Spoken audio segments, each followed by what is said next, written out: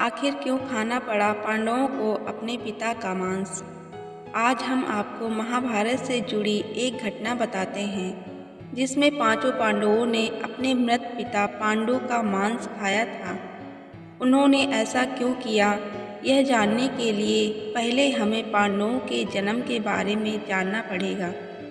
पांडु के 5 पुत्र युधिष्ठिर, भीम, अर्जुन, नकुल और सहदेव थे। इनमें से युधिष्ठिर, भीम और अर्जुन की माता कुंती तथा नकुल और सहदेव की माता माद्री थी।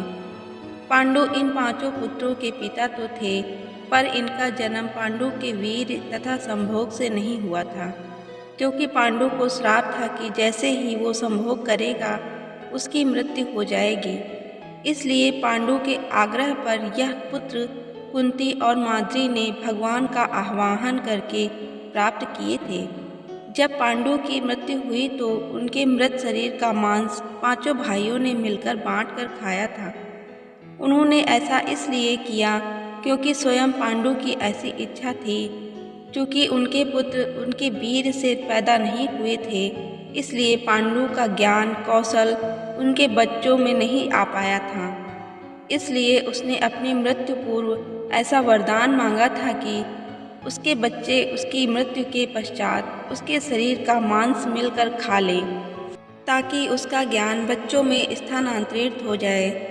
पांडवों द्वारा पिता का मांस खाने के संबंध में 2 मान्यताएं प्रचलित हैं। प्रथम मान्यता के अनुसार मांस तो पांचों भाइयों ने खाया था, पर सबसे ज़्यादा हिस्सा सहदेव ने खाया था। जबकि एक अन्य मान्यता के अनुसार सिर्फ सहदेव ने पिता की इच्छा का पालन करते हुए उनके मस्तिष्क के 3 हिस्से खाए थे। पहले टुकड़े को खाते ही सहदेव को इतिहास का ज्ञान हुआ, दूसरे टुकड़े को खाने पे वर्तमान का और तीसरे टुकड़े को खाते ही भविष्य का। यही कारण था कि सहदेव पांचों भाइयों में सबसे अधिक ज्ञानी भी, और इससे उसे भविष्य में होने वाली घटनाओं को देखने की शक्ति मिल गई थी। शास्त्रों के अनुसार श्री कृष्ण के अलावा वो एकमात्र शख्स सहदेव ही था जिसे भविष्य में होने वाले महाभारत के युद्ध के बारे में संपूर्ण बातें पता थी।